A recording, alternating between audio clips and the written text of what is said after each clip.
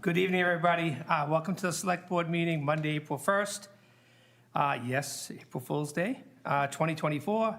Wacoit Meeting Room, Mashpee Town Hall, 16 Great Neck Road North, Mashpee, Mass. 02649. Broadcast live on cable channel 8, stream live on the Town of Mashpee website.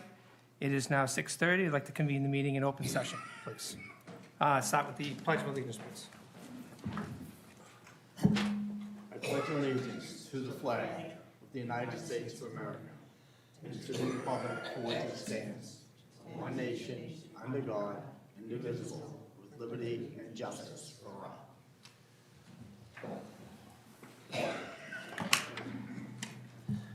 And I also have a moment of silence, please.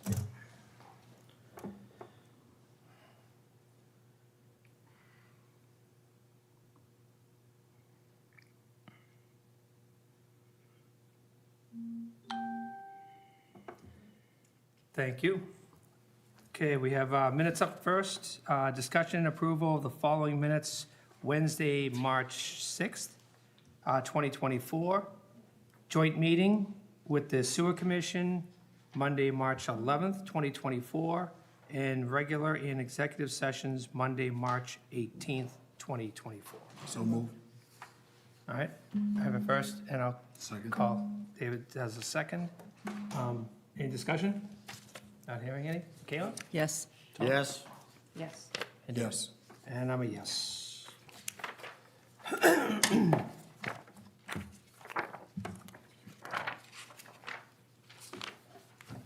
Three, four. Okay. Recreational Department Annual Events. Recreational Director, Mary Bradbury.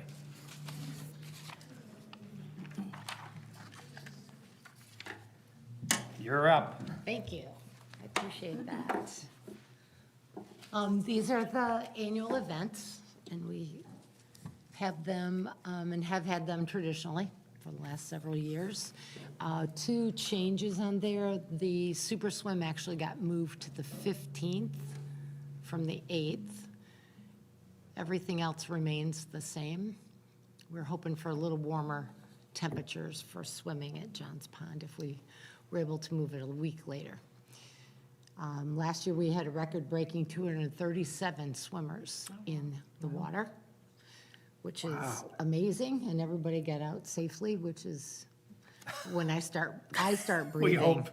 When I start breathing is when everybody's made it to shore safely. The fishing derby is on that first Saturday in June. That remains the same. Following that, I have to look now. I missed Memorial Day. Super Swim, the fireworks display, that also, it will be Friday, the 28th, with Saturday, the 29th for the rain date. And that had more to do with the availability of food truck vendors. We have more available to us on Friday than we do Saturday. And that's that. That will take us till July 1st. Motion to approve annual Super Swim, Johns Pond, Saturday, June 8th, 2024, 9 a.m. to 12, along with the Mashpee fireworks display taking place Saturday, June 29th at the Mashpee Middle High School Athletic Field, as well as the annual fishing derby at Johns Pond, Saturday, June 1st, 2024, and the Memorial Day ceremony at the Mashpee Community Park gazebo taking place Monday, May 27th, 2024. I'll second the motion. With those amended dates. Yes. Right, With amended dates. Thank you. and that's on the Super Swim, correct? And the fireworks. And the fireworks. Fireworks at Friday. Sounds like a great plan. Yes. And I want to thank our Easter Bunny. We had the biggest Easter egg hunt ever. I Yes, we think did. it was a beautiful day, and I worried that 3,000 eggs wouldn't be enough. And they weren't. They weren't. So it was a Wow. great turnout, and thank you for your help. That's a lot of eggs. All right, so we have a motion and we have a second. Any other questions or any discussion? Not hearing any? Kim, Yes. Yes. Yes. Carol, and David? Yes. And I'm a yes. Thank you. Thank you. Appreciate it.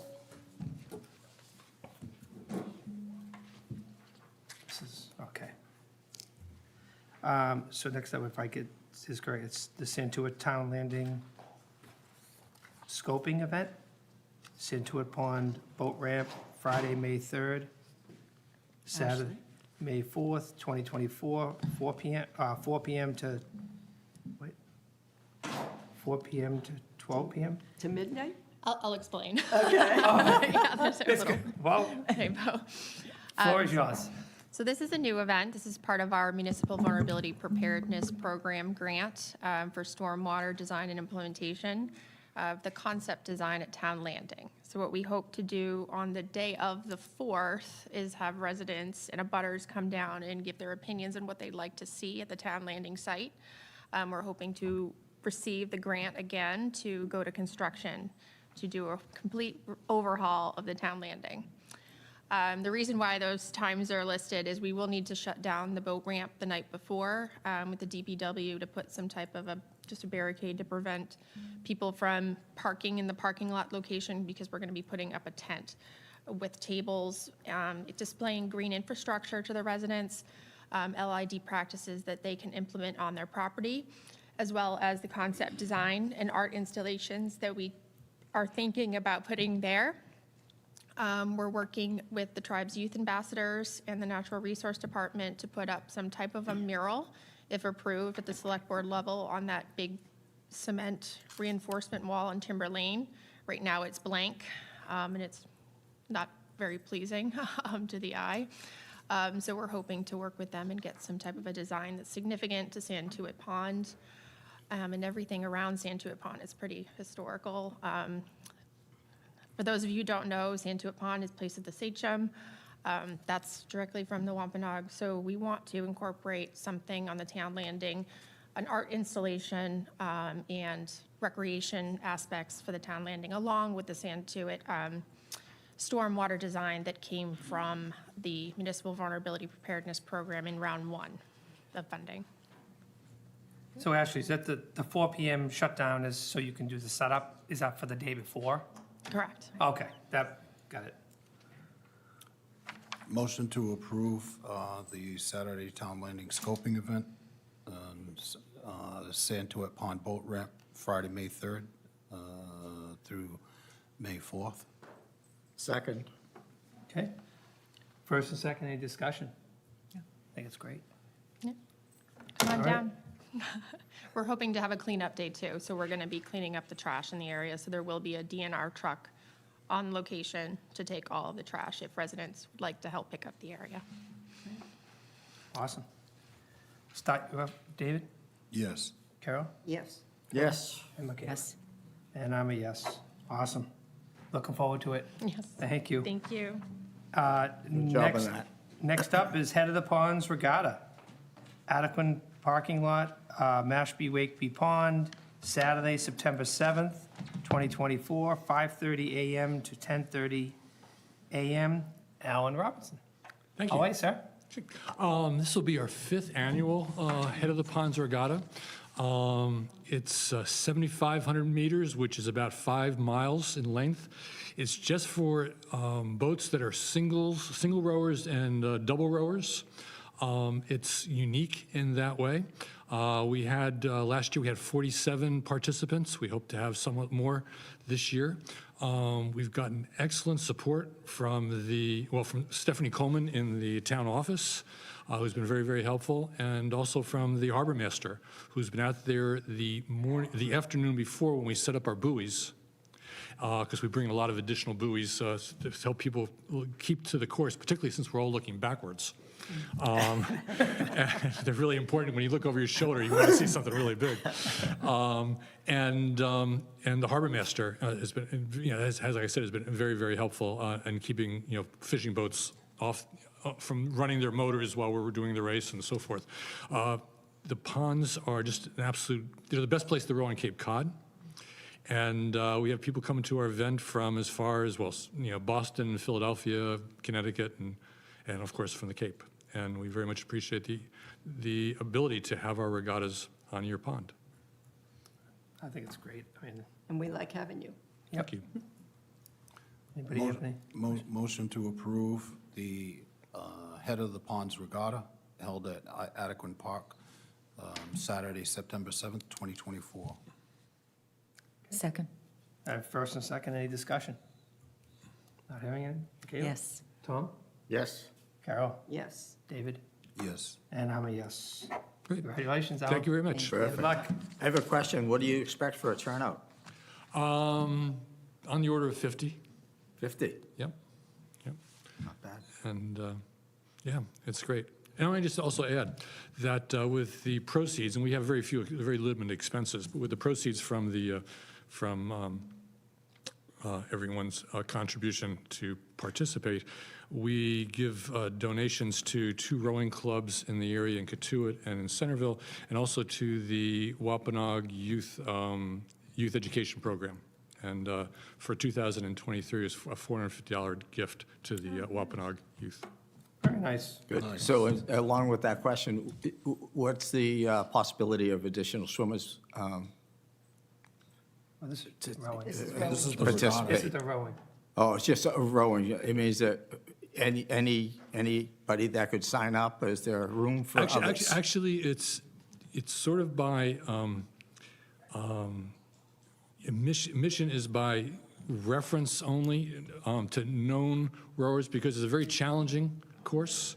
It's long.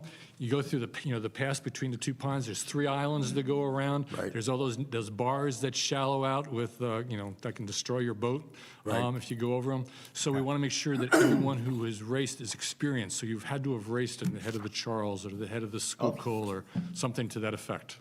I can imagine if you don't know how to row, you could really mess up the hole. It ruins your day. No. Awesome. No. Thank you. Thank you very much. Thanks. Santuit Pond Bass Fishing Tournament. Santuit Pond Boat Ramp, Sunday, May 5th, 2024, 6 a.m. to 2 p.m. Brian LeBrun. Is- Have we done this? I'm trying to remember, we do, Is it an annual? Yeah, I feel like it's annual. I Yeah, would- it seems to, we've done it before. I mean, there's so many of them that are,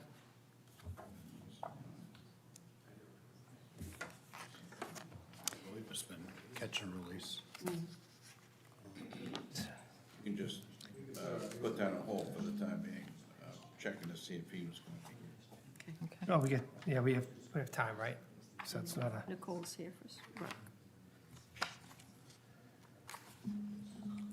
all right, so we'll put that one on hold. Rec for Hit, Cape Cod 2024. Hi, Nicole. Hello, everyone. I can't believe it's been 9 years. It's amazing to think that well, 9 years ago, we started this, so thank you for having us come in, and I know I sent some things in, and there were few different changes this year with the finish line and the amount of support that we've received, going from 13 to 20 teams, but I think we have it figured out, and That's, I think we're looking good for the weekend, so I'm here to answer any questions, or, you want to give a little plug about the whole event? I mean, I oh, know of course I will, I mean, you know me. This is your chance. So 9 years and going strong. This year, we have 20 teams, about 230 participants that include drivers, ruckers, and night support runners. And so we begin at 1 a.m. on actually April 26th, and we run through all 15 towns and back here to Cape Cod Coffee on Evergreen Circle. So our final exchange will be on Pickerel Cove Road, and the ruckers will stay on that side of the road, which is great.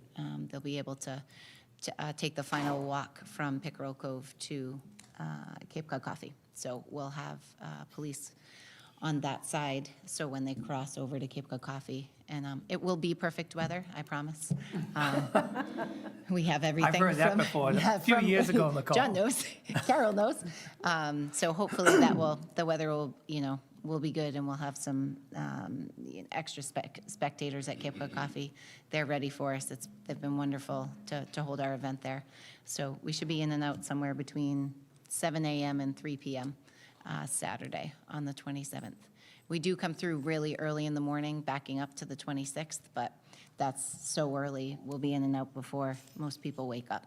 Right. So, That's great. Anybody have any questions? Not? No, I'd Motion. make a motion to approve the Ruck for Hit Cape Cod 2024 to start at Heritage Park, Mashpee Community and Veterans Park, Thursday, April 25th through the 27th. I'll second the motion. All right, first and second, any other discussion? Not hearing any. David? Yes. Carol? Yes. Tom? Yes. And Michaela? Yes. And I'm a yes. And then Thank we you. have Congratulations. for sign Thank you. permits. For sign permits. Oh, 'cause, oh, yeah, temporary sign permits for Ruck for Hit, Cape Cod, 2024. And these are similar. Everything's It's the the same. same, the markers, all signs are it's the same. all laid out. Yeah, Matt Auger and his crew puts them out Thursday day, and then he'll clean those up Thursday or early Friday morning, and then go through the Cape. So anything that's left will get picked up Saturday afternoon or first thing Sunday morning at the latest. But we get everything cleaned up super fast coming from this way. Yeah, it's amazing. So- Every year, it's Yeah. like, it never like the event never happened. Well, that's the It's- hope. Yeah, That it's- is the hope. A motion to approve Ruck for Hit Cape Cod sign permit. Second? Okay, first and second, any other discussion? Kayla? Yes. Yes. Yes. David? Yes. And I'm a yes. Okay. We're all set now. Thank you so much. Thank you. Thank you. Thank Good luck. you. Thanks. Hope to see you there. Thank you. All right, Native Land Conservancy Honor the Earth Fair. Paula Peters. Hi, Paula. Hi. Came very prepared. Obviously, I'm here tonight representing the Native Land Conservancy. You may be aware, we're right around the corner. Our offices are at Center Street, at the little plaza around the corner. For those of you who don't know, Native Land Conservancy is the first of its kind indigenous-led land conservation organization east of the Mississippi.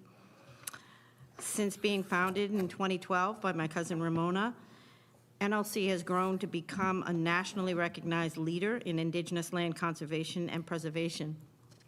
NLC holds title to nearly 70 acres of land in Massachusetts and holds conservation restrictions on more than 800 acres of land, including 776 acres are protected for the Muskogee people in Alabama. This year, we have joined forces with the Mashpee Wampanoag Tribe, the Natural Resources Department, to put on an event in honor of Earth Day. It's called the Honor the Earth Day. Called the Honor the Earth Fair. And it's going to be on Saturday, April 20th at the Government Center for the tribe. The fair will feature exhibits and activities for all ages that will demonstrate the best practices for living in balance with nature, featuring land conservation and preservation and efforts to promote a healthy environment. There will be several native craft vendors there also, and there will be activities for children, including a planting activity, a demonstration of animal hide tanning, the Barnstable Natural Resources Office that has all those great stuffed animals from Cape Cod. She's got, I want to say 20 or 30 of them. She's coming and she's bringing that. That's going to be really, really cool. Among the 30 or so exhibitors that are already registered, there's several local groups, including the Friends of Mashpee National Wildlife Refuge, the Save the Mashpee Wakeby Pond Alliance. Ashley will be there with the Mashpee Natural Resources Department. We have the Association to Preserve Cape Cod, Atlantic White Shark Conservancy, the Nature Conservancy, Walk-White Bay Reserve, Hui, Woodwell Climate Research, and the list goes on. We are also still inviting others who want to be exhibitors at this event. We still have some room. We will also be featuring at this event a cooking contest called the Taste of the Earth Challenge, and it's for foodies who are either novices or professional chefs to create culinary delights using exclusively plant-based foods. The contest is sponsored by WCAI, and the MC of that event will be WCAI's personality Elsbeth Hay, who does the local food report. This is our first year hosting this event, so the promotion and the advertising will be critical to the success. The proposal that you have before you this evening is asking for permission to post some very tasteful signs at various locations in Mashpee the week before the event to let the community know about the fair. And I actually brought one of my signs so that you could see what it looks like. And I have also for each of you flyer. Thank you. Awesome, thanks. There you go. Thank you. Thank you. I'm going to be short a couple. We're waiting, Kathleen. I can make them. You can share. Okay. And I also want you to have one of these because I know you can cook, right, Ronnie? I don't know about that. The way he was laughing, I don't know. Thank you. Awesome, thanks. Thank you. Now, I do have an extra one of these. Oh, this looks great. So I have submitted a plan. I know that in my original plan that I had said that I was going to put them in the Rotary because I didn't know about the rule to not have them in the Rotary, but we're perfectly fine to have them on the outskirts of the Rotary. We have also created some banners that we'd like to place there. These signs will be placed in other locations around town, as I have noted on my application. Oh, sounds like a great event. Motion to approve temporary signs for Native Land Conservancy Honor the Earth Fair. Second? Okay, first, second, any discussion? How big are the banners, Paula? Shoot. 3 feet by I thi- 7 feet? Yeah, I put them on. It's, I think it says 3 feet by 7 feet. It Yes. says there's 2 of them. Yes, there's 2 of them. It's exactly what it says on there. I was going to bring them in, but they are kind of big. Oh, I Yep. see, I see. Thank you. Yeah, and you already mentioned about not being on the inside, so Yeah. we're good there. All right, so we have first and second, any discussion further? David? Yes. Carol? Yes. Tom? Yes. Yes, And I'm a yes. All right, thank you. Congratulations. thank you. It's like fun.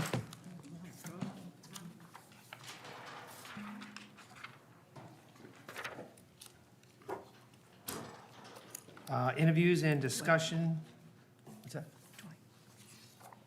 Go ahead. Yeah, okay. Interviews and discussion with the possible appointment of the following: Shellfish Commission, Dwight Punstein? Punstein. Associate member, term expires June 30th, 2024. You want to come on up?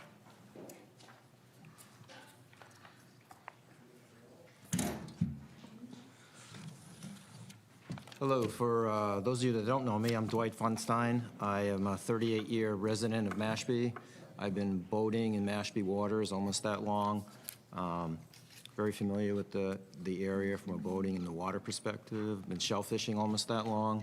Make my own stuffers and chowder. Very aware of the water quality issues. It's a passion of mine. Professionally, I've made my living actually mostly leveraging some sort of technology, project management, those types of things. But I actually hold a Bachelor's of Science in Environmental Conservation. So I think that has some relevance. So far as where I am in my career right now, I have an opportunity, I think, to give back and try to, I understand it's a non-voting position. My plan is to listen and learn, as I said in my letter of interest, to get educated. I have volunteered in the past, mostly On the sports side, coaching, that's where I met Wayne actually years ago. I also was the clerk of the works for the Mashpee press box. When that was built, I was the clerk of the works for that. I sourced all the materials, found the contractors, partnered with the sheriff's work program, got people to donate or discounted materials, and ended up with zero cost to the town to build that. So I think that's, I've been involved in volunteering some time ago. Now I think it's time to get back again. I'm very interested in this position, and that's why when I found there was an opening, I reached out, and that's why I'm here tonight. Thank you for your interest, And and, we're glad you did. yeah, Yes. yeah, you gotta, I think you'd be a perfect fit, but can I see a motion of approval for Dwight for associate member, Shellfish Commission? So moved. Second? Oh, you two display. All right, we have a first and a second. Any discussion, further discussion? Kayla? Yes. Tom? Yes. Carol? Yes, And David? And I'm a yes. Yes. thank you. Thank you. Congratulations. Thank you. Thank you for stepping up. Thank you. Public comment. Public comment. Ken, come on up.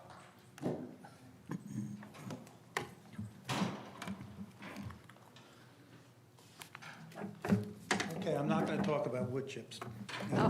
Do that later in the year. Okay, I do want to talk about this article that was in the March 22nd edition of the Enterprise about Phase 2 funding. In this thing, it advances that peanut buttering this cost across the entire, housing base was a fair way to do it. Okay, it's not fair, okay? A lot of people, including me, okay, pay for sewers. I'm currently serviced by sewer for the New Seabury wastewater treatment facility. Okay, I pay a lot of money for that. It's about $900 a year. So if you peanut butter this thing across the entire residential base, I'm going to be paying for 2 sewer systems. I'm going to be paying for the $900 one I currently use and whatever this thing works out to be when we get it built out. How can that be fair? I mean, I don't mind paying for 1, but 2 is just insane.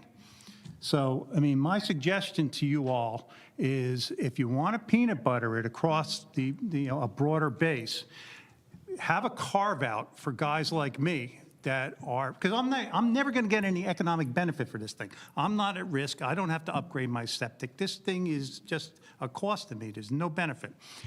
So again, getting back to my suggestions, either do a carve out, take us out of the calculation when you peanut butter it, take us out of the denominator, or the other thing you can do to make it a little simpler, and I don't know if legally you can do any of this stuff, is figure out what the average cost is for people paying into it and give us a credit.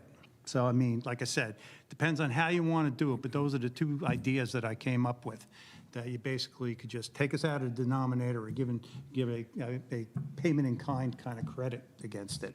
But to make us pay for 2 sewer systems is just, I just can't see how anybody thinks that that's fair. And just one housekeeping item on this article, okay? It says that we're not paying, the taxpayers are not paying for Phase 1. That's not exactly true, right? If you all remember, Phase 1 is funded by, I forget if it's 75 or 25% of the room tax. I forget how the split is. But the rest of it's coming out of the WIIF, and that's a surtax on your tax bill. So yeah, I'm already eating that piece, okay? That's not that much, but I'm not going to go crazy about that.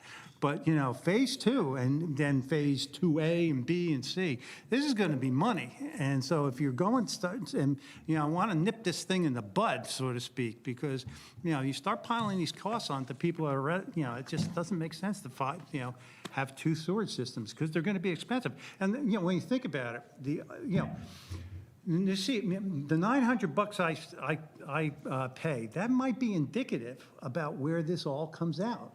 Because this is, basically, I'm in the sewer system that services the homes in New Seabury that were built after roughly about 2006.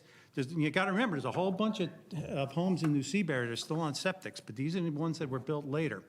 So again, you kind of figure, that's like a model. I think that's, you're probably looking at that kind of number. So, Thank you, Ken. Communications and correspondence, new business. Discussion and approval of May 11th, 2024 annual town election hours. Town Clerk Deborah Kay. Come on up.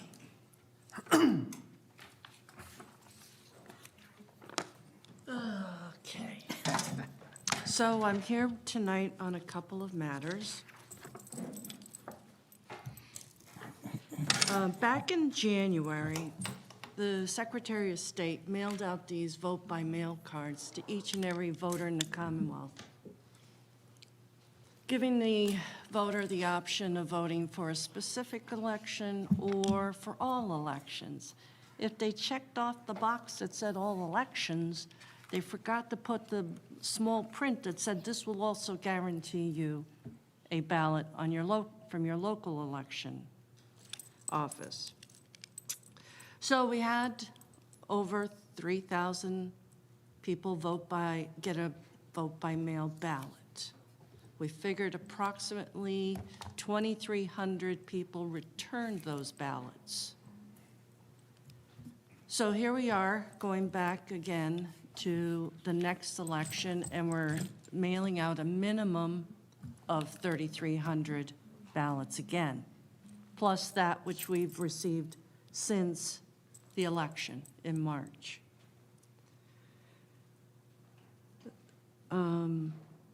I can't see anymore. So we have that, we have a number of ballots going out. I need to have the board vote tonight to offer voting in person. It runs 8:30 to 4:30. It's not a difficult process, so I don't mind. I'm here anyway, so that affords the voter to come in and vote early in person. So that the Commonwealth requires that I now get your approval at the recommendation of the Board of Registrars. So the Board of Registrars met and voted unanimously to recommend the Board of Selectmen, Select Board, vote to offer voting in person beginning April 29th through May 3rd.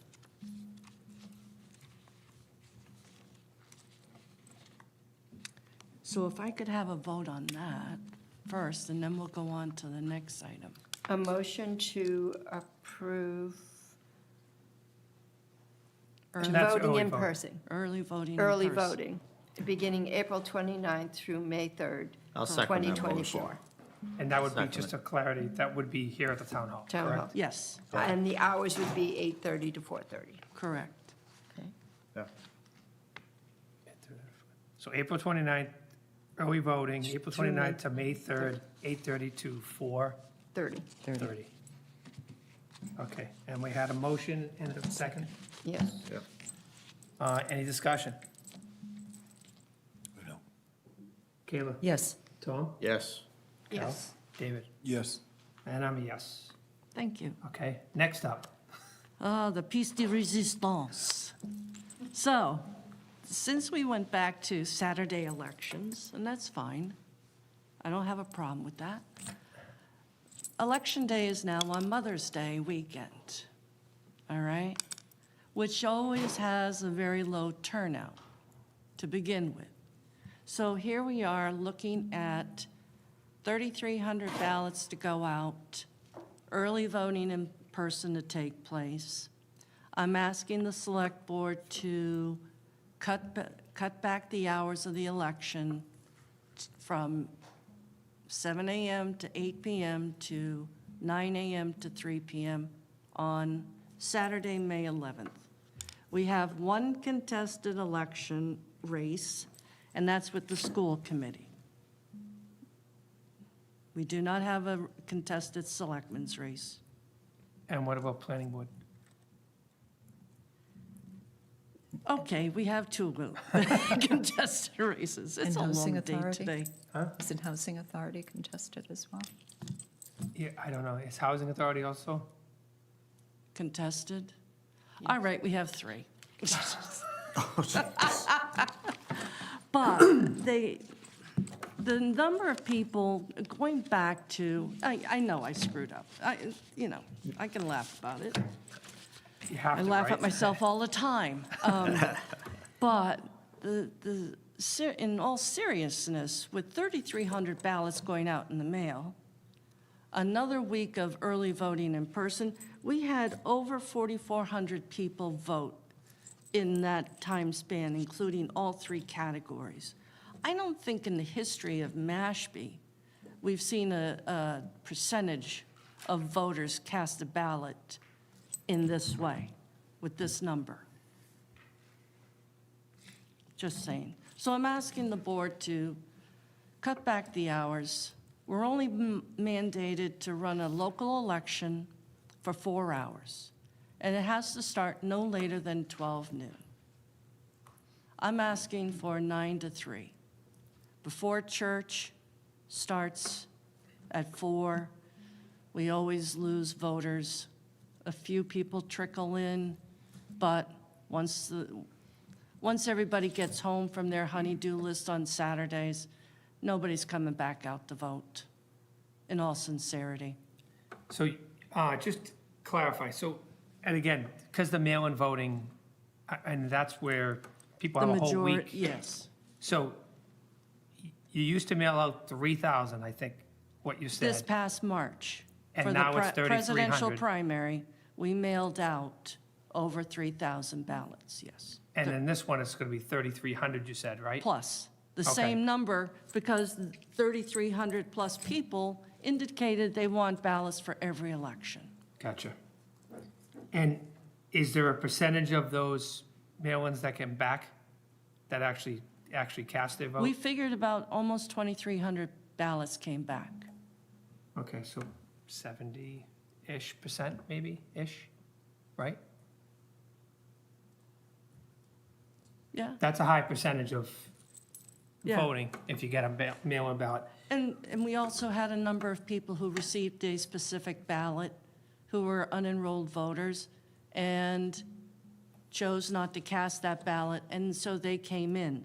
So in that 4,400 voters are also those that received a ballot and chose not to cast it. But still, to have a turnout of close to 4,400 in Mashpee is historical. And there's really no need to spend the money for 13 hours if we don't need to. I can't, I gotta say, just speaking for myself, I still am not in favor of the 3 polling places for a small town like Mashpee. Well, you could build me a facility and then I'll move them all back. But in about, I'll tell you right now, in about 5-6 years, you're looking at a federal census taking place again. So you're going to have room for precinct 6. I have no doubt we're going to see another precinct built. And it's prepared, the library is prepared to handle that. Where we have precinct 5, 1 precinct should be able to handle a 6th precinct. So typical hours are 7 AM to 8 PM, correct? Mm-hmm. And your request is 8:30 to 4:30? No, Just 9 to 3. Oh, sorry, 9 to 3. What is the board thought? I'm glad there's so many mail-in applications that came in. I think it's concerning when we change the time of an election. I think people who might be heading off Cape or coming back to the Cape, who are accustomed to having polls open from 7 a.m. to 8 p.m., should be able to benefit by those polls being open when they typically are. I think when we change times and stop at 5 o'clock sometimes, go to 7 other times, or to 8 other times. I think it's really confusing to people. So I would strongly advocate for keeping the polls open for the regular voting hours, which is 7 a.m. to 8 p.m. Excuse on me, a regular Michaela, basis. with all due respect, and I understand what you're saying. Yep. I now have 6 police officers that I pay the tab for, and this is an expensive election, a portion of my election. If we're not going to have a heavy turnout because it's Mother's Day weekend, and I can assure you, everybody goes away Mother's Day weekend, and they come through my office and vote absentee, and for almost 27 years, I've seen it happen. Well, if I may, I think it's important to establish regular hours and to, if we're going to change those, that we start well in advance of changing those hours, but not to alter the hours for different elections. I just think it's important to protect everybody's right to vote. And to me, having the hours, the standard hours, protects that. It's 13 hours is, I'm sorry, too much. I can assure you that, and I mean this with all due respect, that we will have a 13-hour election, and it's the only election I'm talking about. All state and federal elections operate 7 a.m. to 8 p.m. Which is, I think, what will confuse people. I don't know if I agree, but I'm going to have to go to the Finance Committee because the special election has already tapped all my budget. I'm trying to be fiscally responsible here, too. Everybody's being given an opportunity to receive a ballot. All they have to do is call me if they haven't sent in a card. They have an opportunity to vote in person for an entire week, 8:30 to 4:30 every day, plus open for 6 hours. I don't know what to say. I stand by my position. I don't have a budget that can handle 13 hours. Deb, just, again, I'm still back on the 3 polling places. I was not in favor of going to 3 polling places. Because of the influx of mail-in voting, early voting, absentee voting, all that, and it can't be done today, obviously, this election, but I still would love to consider going back to one location, because I just, again, it's less resources, the whole thing. Please do not do this to me before a presidential election. We've gotten everybody to understand where they vote. Now you're going to throw a loop into this pot that's going to have everybody wondering where they're going next. First, we are at the school, then we go to the church, then we go back to the school, and now we're in 3 locations. The locations are excellent. The lighting is perfect. The facility is quiet. It's clean. I can't hear myself think for 13 hours on that gymnasium floor.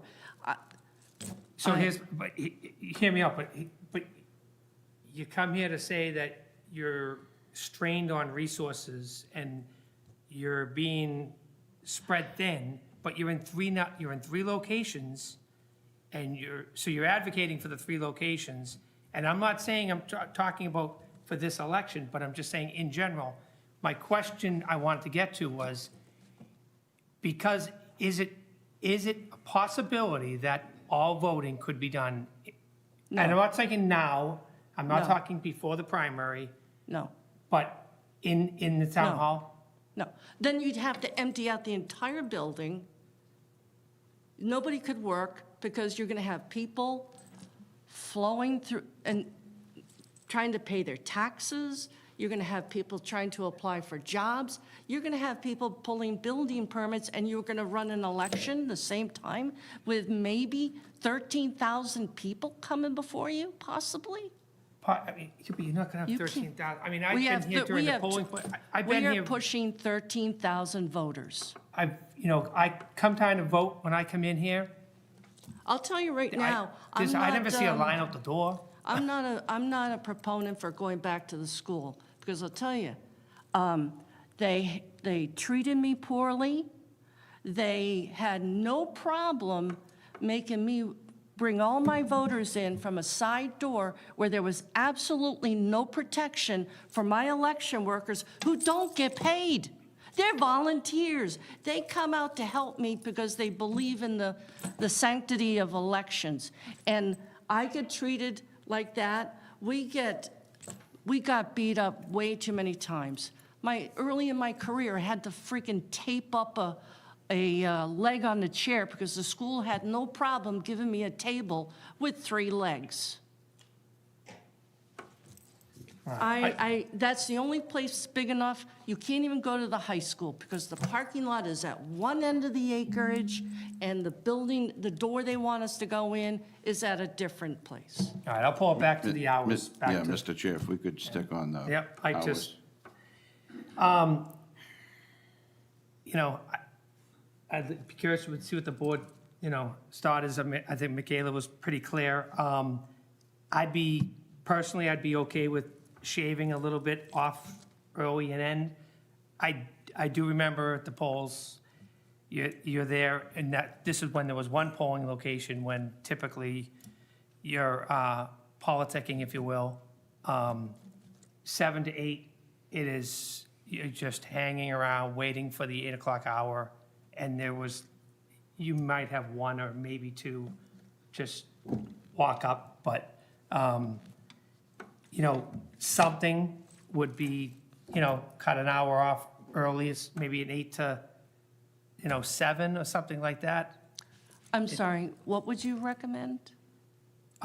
Instead of it going from 7 a.m. to 8 p.m., closing at 7 p.m. and starting at 8 a.m. So just knocking off an hour either way on both ends. Well, if you're going to do it for 11 hours, then you might as well do it for the 13. Okay? I'm asking you to go works. 9 to 3. There's no need. I'm telling you, I'm not lying. There is no need to be running it for 11 hours. You just said so yourself. Nobody comes in after 7, but a couple of stragglers. Right, that's why I suggested closing it at 7, but David? For me, I have to agree with Michaela that I think we need to have consistency. Like, whatever we do, if we change it this time, we shouldn't be changing it every single election and changing hours, and they're always changing. That adds to the confusion, whatever it is. And if you have one set thing for, presidential elections and then for the local elections, another time, it has to be consistent and it shouldn't be changing every single session. So just feel like why it adds can't to- we use this as a not training module, but test the waters? If it doesn't work, if people are upset, you go back to 13 hours next year and nobody says another word. But why can't we try it out? I think, Debbie, because it's a local election, I think it. Everybody will have voted before Friday, before the 10th of May, because they're going to be with their children on Mother's Day weekend. But Deb, can I ask you, when I think about this, I don't, I'm not against the idea. I think that we could consolidate it and ask for people to come in a little later in the morning, but even that, I shouldn't have said that, because the morning people, a lot of people in the morning, they go to work early, they drive to Boston or whatnot, and they want to get their ballot in, not knowing if they're going to get back on that day. Tom, it's Saturday. Very few people are driving into Boston to work. They're driving away for Mother's Day weekend. Well, in this particular case, yes, I would imagine that, if you have a holiday weekend, if Mother's Day is a holiday. I even what am have problems. I even have problems finding people to volunteer for me. So now, the 9 to 3 not only kept my expenses down, but it also got me a few people that could work. Because everybody goes away. So the bulk of my question was going to be, so if someone's not aware that it's, and they bring up a problem that they weren't able to vote because they've reduced the hours that it would be allowed, available to them to vote, could they come back and then go to the state and say, they changed the hours? No, because we post it and publish the time I just don't and want to get dates. into a battle with somebody or of a large group or a candidate that will be upset because he lost, and he can play with that and create a problem. My voters weren't able to get there because they need to get there early. Maybe they couldn't get there early enough because of the route coming back. I just don't want to be in a war as a town fighting. Well, fine. I just don't You want to know. run it from 7 a.m. to 8 p.m., that's fine. But I would really appreciate if the select board would consider coming with me to the finance committee and getting me some money to run all this time. Right. These hours, it's truly an unnecessary evil, and I would really love to be able to test the waters to see how it would. I understand. I don't disagree. I just don't want to get into a battle over, The somebody. state simply mandates that we operate a local election for 4 hours and start no later than 12 p.m. That's all that the state requires. All right, so I'll look for a motion for what? What do you want to stick with the standard hours? It sounds like Motion. that's, Motion to, having the voting hours from 7 a.m. till 8 p.m. okay, there's a motion. Do I have a second? I'll do a second. Okay. Motion is second. Any discussion? Not hearing any. No, Oh, okay. no discussion. David, Yes. Carol, I have to say yes. Tom, No. Yes. and I'm a yes.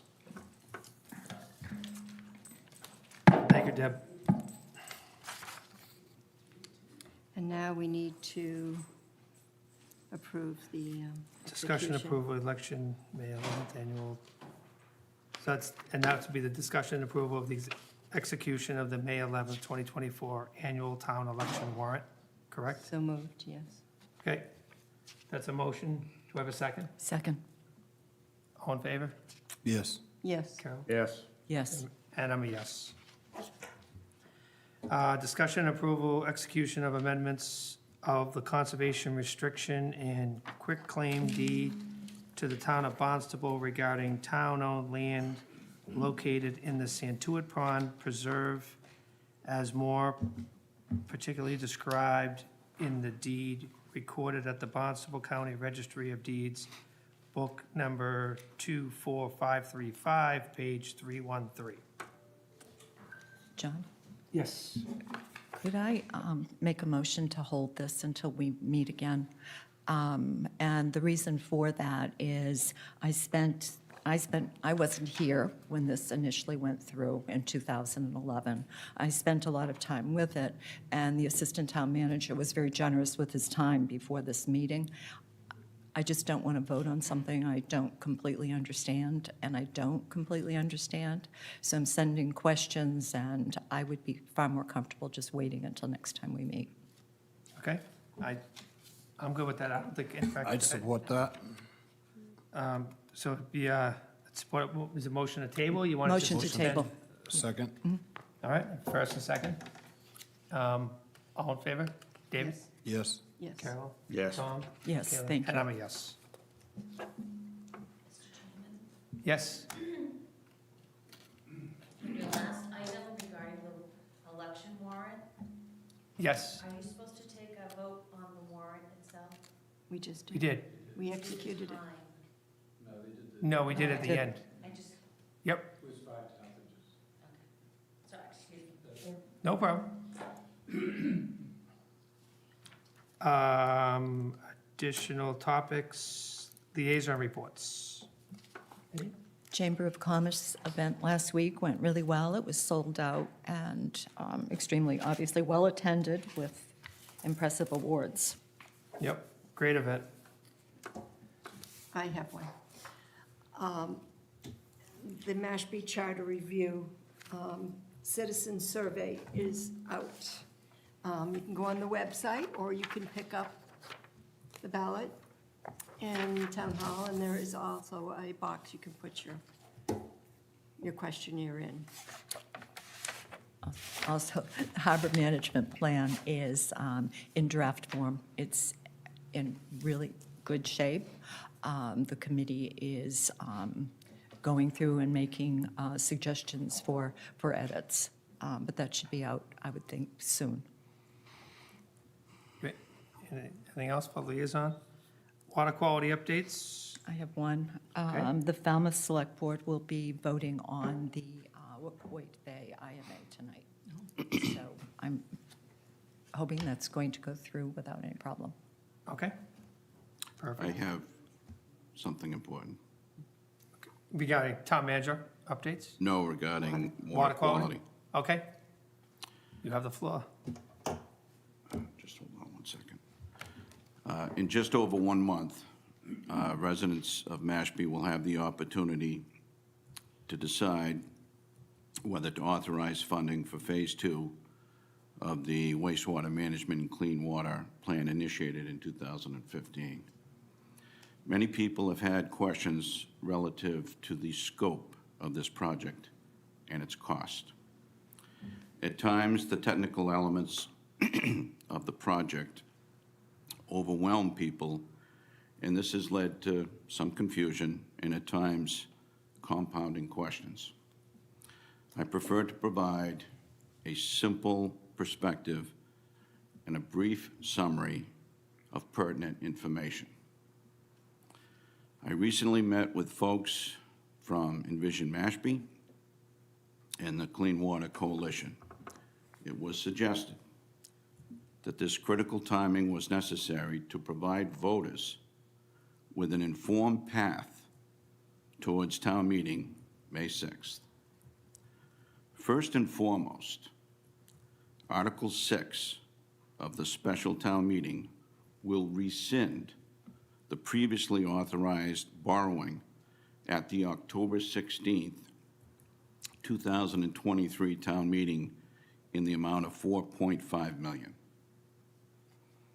Article 4 of the annual town meeting will authorize the town to fund $96.1 million to complete Phase 2. The scope of the plan and specific roads involved can be found at the Town of Mashpee website. Click on the Clean Water tab at the top of the page. You can review the roads covered by Phase 2. Correct? Yes, sir. What most people ask is, what will it cost me? After consultation with the finance team, the wastewater management superintendent, engineers, and others, it is important to provide a good faith estimate based upon reasonable and realistic projections. I have consistently strived to minimize the impact on the property tax rate paid by Mashpee citizens. Therefore, all available funding sources have been utilized to lower the amount to be assessed to the levy through a debt exclusion in May. My debt service plan relies on the following. 1, obtaining a 0% state revolving fund or SRF loan.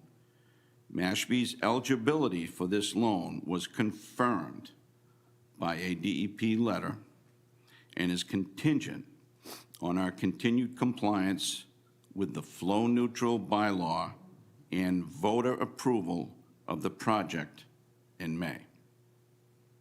2, 25% principal debt relief from the Cape and Islands Water Protection Fund, written confirmation of which was received last week.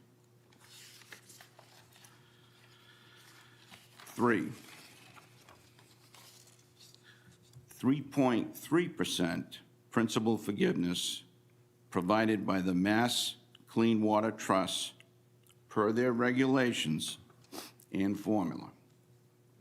4, using all future projected revenue not already committed to prior debt service from the WIF and Wastewater Stabilization Fund, consistent with conservative estimates for revenue growth and developed internally.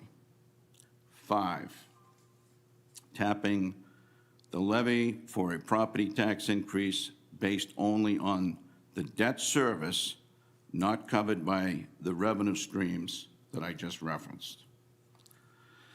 The bottom line is that I expect the Phase 2 property tax increase,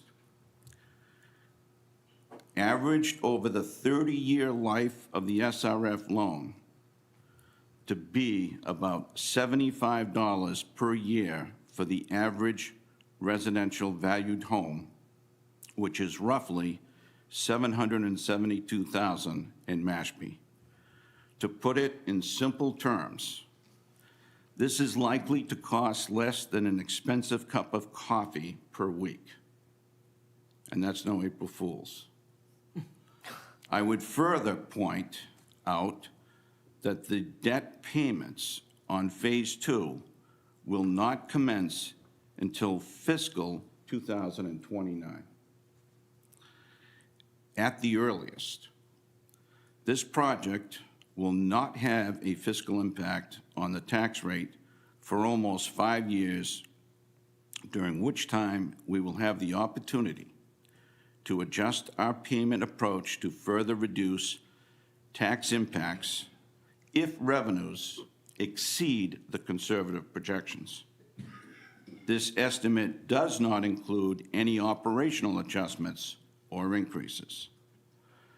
Unless the Select Board has any objections, this will be the information delivered to the Sewer Commission at tomorrow's special meeting, and this guidance will be distributed to provide voters with information in preparation of town meeting. And in short, or I should say, since I'm a little long-winded, to put it in a conclusion, it is important for people to have the information because we're a month away from town meeting. And I also have heard the arguments relative to what Mr. Dabrowski was referencing earlier. I know it's generally a no-no to reference any public comments, and I don't want to have a debate, but I will say this. I don't have any children in the school system, so should I pay taxes to support the schools? Of course I should. So I don't want to have a public debate or a public argument, and I can go on, but I think I would respectfully request a commonsensical approach at putting all of the facts into perspective and to take a look, a long, hard look, in terms of what the actual costs are so people can make an educated and informed decision, not based on emotion, but based on facts. Thank you.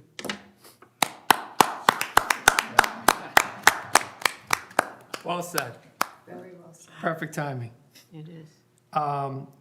So if you don't have any objections, I'm going with it. I agree. Perfect. Excellent. Love it. Thanks for the clarification, too. Yes. And I'll hand it back over to you, town manager updates.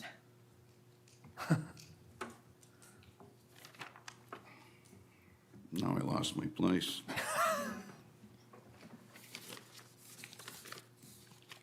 Did the clapping throw you off? Okay, I just want to make note that flags will be at half-staff by order of the governor until April 6th in honor of former Congressman Bill Delahunt, who passed away on March 30th. I also want to inform the board that Narcan boxes are going to be installed at Town Hall and the library, thanks to Human Services and the Provincetown AIDS Support Group. I also would note that the Mashpee Board of Health did vote to approve this. And I also want to let you know that I am working on modifications of terms and conditions that will enable access to funding for the parsonage project. This will require approval from the Tribal Council, the Select Board, and CPC. I also am submitting a letter of support to the tribe to receive federal funding for Plaza del Sol, that project. Town offices will be closed in observance of Patriots' Day, April 15th. And I just want to put out a reminder, the waterways bylaw change is effective April 15th, 10 horsepower limit, Santuit Pond. Just as a reminder, since April 15th is a short period of time away. Voting season is coming, quick. Thank you, sir. Unless anybody else sees anything, have a Okay. motion to adjourn. Motion to adjourn. Have a Second. All in favor? Aye. Yes. Aye. Aye.